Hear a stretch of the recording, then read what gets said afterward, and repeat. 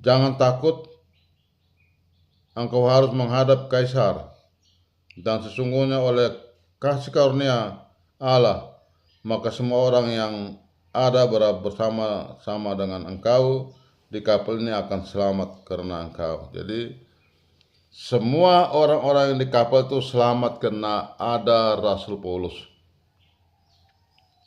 Rasul Paulus adalah seorang rasul yang dipanggil, yang dipilih, dan ditugaskan Tuhan untuk memberitakan tentang nama Tuhan, untuk bersaksi tentang Tuhan Yesus bagi semua orang.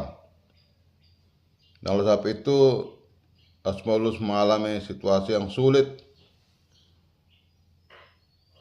Dan di tengah kesulitan itu justru malaikat Tuhan datang kepada Rasul Paulus.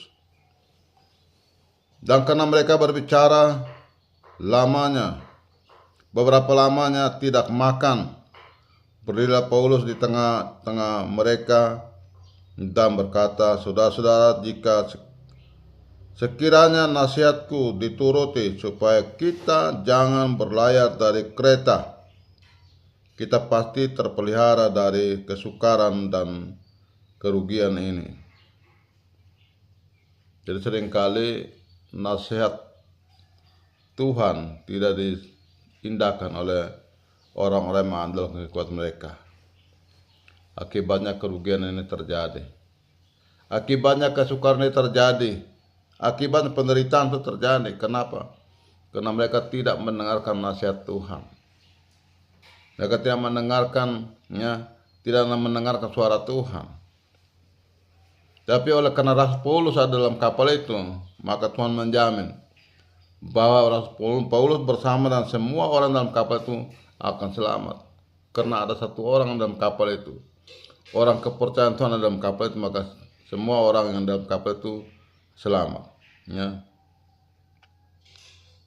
Tetapi sekarang juga dalam kesukaran ini, aku menasihatkan kamu supaya kamu tetap bertabah hati. Sebab tidak seorang pun di antara kamu yang akan binasa kecuali kapal ini.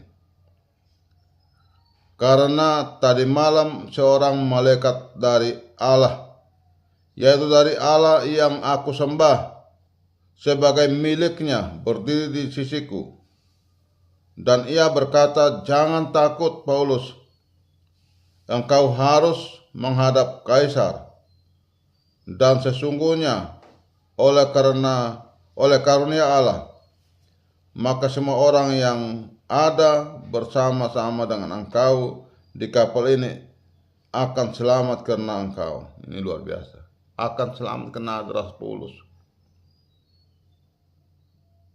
Itu artinya bahwa Tuhan memberikan jaminan bagi orang-orang pilihan, bagi umat pilihan, bagi orang kepercayaannya, bahwa di tengah kesulitan, di tengah penderitaan, Allah selalu hadir untuk menolong. Allah selalu hadir untuk menyertai, bahkan untuk menyelamatkan. Firman Tuhan hari ini memberikan pesan-pesan buat kita. Sebagai orang-orang percaya, anak-anak Tuhan, kita taruh seluruh hidup kita pada Tuhan, serahkan semua pada Tuhan. Dan kita percaya, di tengah kesulitan yang kita hadapi, di tengah persoalan yang kita hadapi, di tengah kesukaran yang kita hadapi di hari ini, percaya, jangan bimbang, jangan ragu, jangan takut. Tuhan selalu hadir untuk menyertai kita, menolong kita, bahkan menyelamatkan hidup kita. Tuhan yang menyelamatkan Rasul Paulus, Tuhan yang menolong Rasul Paulus, Tuhan yang sama juga akan menolong kehidupan kita. Kalau kita cuma sungguh-sungguh percaya pada Tuhan, mendengarkan suara Tuhan, hidup dalam Tuhan, melakukan semua apa yang diperintahkan Tuhan, percayalah bahwa Tuhan akan menyelamatkan hidup kita seperti Tuhan menyelamatkan Rasul Paulus. Tuhan kita adalah Tuhan yang besar, Tuhan yang hebat, Tuhan yang berkuasa di sorga dan di bumi. Ya. Walaupun di tengah kesulitan kita, di tengah persoalan kita, di tengah penderitaan kita, di tengah kesukaran yang kita hadapi dan kita alami saat-saat ini, jangan pernah bimbang. Jangan pernah takut. Tetap berserah pada Tuhan.